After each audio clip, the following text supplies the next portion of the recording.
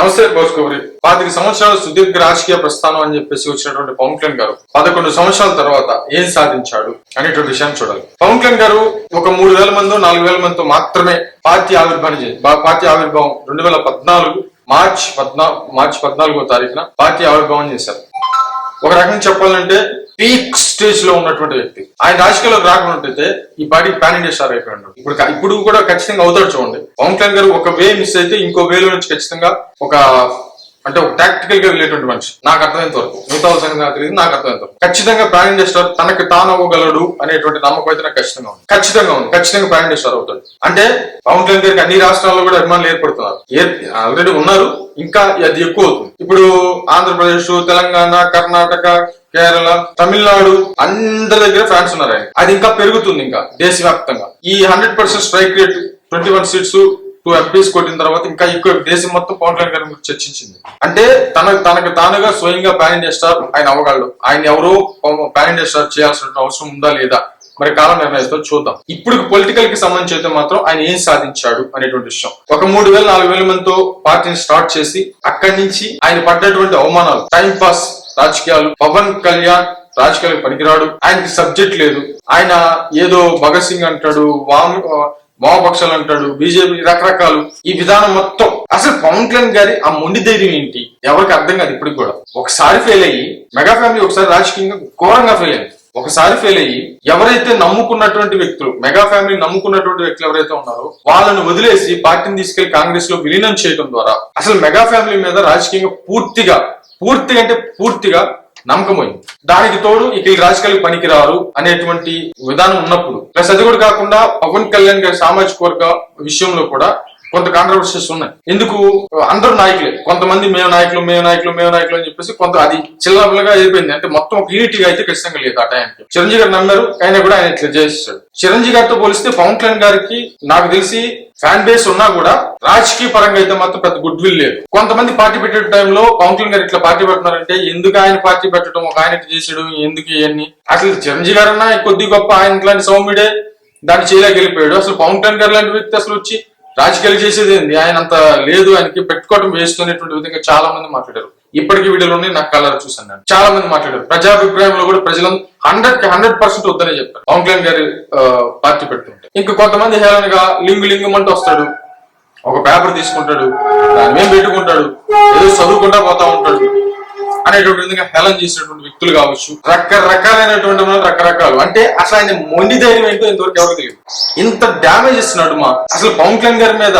చిరంజీవి గారు అంటే చిరంజీవి గారు లెక్క వేరు కదా, కానీ చిరంజీవి గారి తమ్ముడు పవన్ కళ్యాణ్ గారు. చిరంజీవి గారికి మంచి ప్రయత్నం ఇస్తారు కానీ పవన్ కళ్యాణ్ గారికి అంత ఎందుకు ఇస్తారు? పెద్దలు యూత్ లో ఉండొచ్చాము, పెద్దలు ఎవరు కదా. అలాంటి అంటే ఒక రాజకీయ పరిజ్ఞానమే లేనటువంటి ఒక యువతని చేత పట్టుకొని ఒక చేత్తో అంటే ఒక రకంగా చెప్పాలంటే కొన్ని విషయాలు ప్రతి ఒక్కరికి ఇన్స్పిరేషన్ అవుతుంటాయి. ఒక చేత్తో ఏమీ తెలియనటువంటి రాజకీయ అనుభవం లేనటువంటి జస్ట్ ఆవేశపరులైనటువంటి జన సైనికులను ఒక చేతిలో పెట్టుకొని ఒక చేత్తో తన సంకల్పాన్ని ఏదో ఒకటి చేయాలి నేను అనేటువంటి విధంగా ఒక దృఢమైనటువంటి సంకల్పాన్ని ఇంకొక చేతిలో పెట్టుకొని ఏమీ తెలియని అసలు కనీసం దారి తెలియనటువంటి వైపు ప్రయాణం చేసి మరి ఈ రోజు ఇక్కడికి వచ్చి ఆగినటువంటి మహోన్నతమైనటువంటి ఒక రకంగా చెప్పాలంటే నేనేం సాధించలేను, మాకేం కాదు, మాకేం తెలియదు అని అంటే మేమేం చేయలేము అనుకునేటువంటి వ్యక్తులకి, ముఖ్యంగా యువతకి గొప్ప ఇన్స్పిరేషన్. జీవితాంతం చరిత్ర ఉన్నంతకాలం, జనసేన చరిత్ర ఉన్నంతకాలం, ఈ భూమి ఉన్నంతకాలం పవన్ కళ్యాణ్ గారి చరిత్ర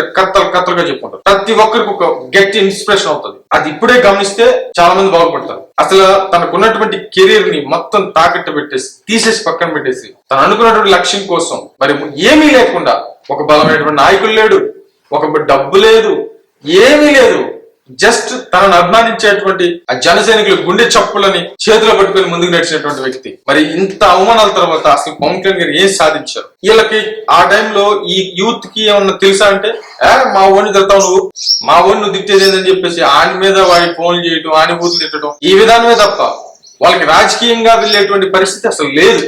ఏదో పవన్ కళ్యాణ్ గారి సభంట అని చెప్పేసి బైకులు రేస్ చేసుకుంటూ ఆ మోటార్ బైకుల మీద వచ్చేటువంటి సౌండ్లు చేసుకుంటూ బైకుల మీద వచ్చేటువంటి విధానం తప్ప ఇదిగో ఈ మాట మాట్లాడొచ్చు, ఈ మాట మాట్లాడకూడదు, ఇదిగో నేను ఈ తప్పు చేస్తే పార్టీకి చెడ్డ పేరు వస్తుంది అనేటువంటి విషయం కూడా తెలియనటువంటి జన సైనికులు, కుర్రవాళ్ళంతా చిన్నపిల్లల పార్టీ అని చెప్పేసి మాట్లాడినటువంటి వ్యక్తులు ఉన్నారు. అలాంటి వ్యక్తి రాష్ట్రానికి దేశానికి ఇప్పుడు దిక్సూచి అయిపోయాడు. అసలు ఒక రకంగా చెప్పాలంటే పవన్ కళ్యాణ్ గారి ఒక బలమైనటువంటి సంకల్పమే ఈ రోజు గెలిచింది. ఆయన ఏం సాధించాడు అంటే నిన్న సభలో కనిపించింది. నిన్న సభ చూడండి, ఎప్పుడు సభ మీద ఒక్కతనే నిలబడి ఉండేవాడు. ఈ రోజు సుమారు 200 మంది పవన్ కళ్యాణ్ గారు తయారు చేసినటువంటి నాయకులు కూర్చొని ఉన్నారు. వాళ్ళు ఎవరు ఎంతమంది మనకు తెలుసా?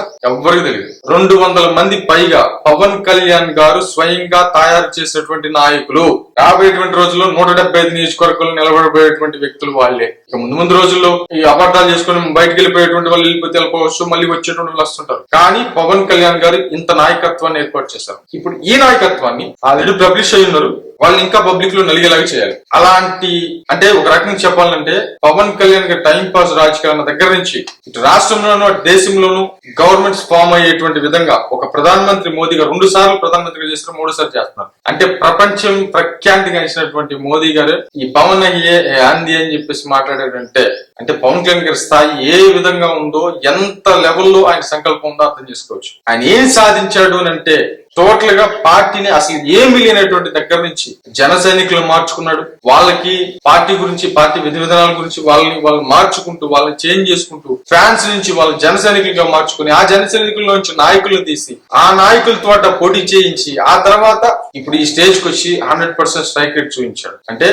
ఏమీ తెలియనటువంటి కుర్రోళ్ళని చేతులు పట్టుకొని వచ్చి ఈ రోజు నాయకులను చేశాడు చాలా మందిని. మరి ఇది పవన్ కళ్యాణ్ గారు సాధించినటువంటి గొప్ప విజయంగా చెప్పొచ్చు. బట్ ఇది ఇంతటితో ఉందంటే లేదు. నిజంగా అంటే నిజమైనటువంటి గెలుపు ఇంకా ముందుంది. ఇది తాత్కాలికమైనటువంటి గెలుపు. ఈ గెలుపు గాని రాకుండా ఉన్నట్లయితే జనసేన పార్టీ ఒక రకంగా చెప్పండి ప్రశ్నార్థకం అయిపోయింది జనసేన భవిష్యత్తు. కానీ ఈ గెలుపు వచ్చింది అని అంటే జనసేన సాధించాల్సింది ఏదో ఉంది అనేది మాత్రం భగవంతుడు ఇచ్చినటువంటి సూచన అన్నమాట. కాబట్టి ఇంతకంటే ఎక్కువగా జన సైనికులు కష్టపడాలి. ఇప్పటి వరకు తెలుసుకున్నారు, ఇక నుంచి భారీగా కష్టపడాలి. మరి ఏమైతే చూద్దాం.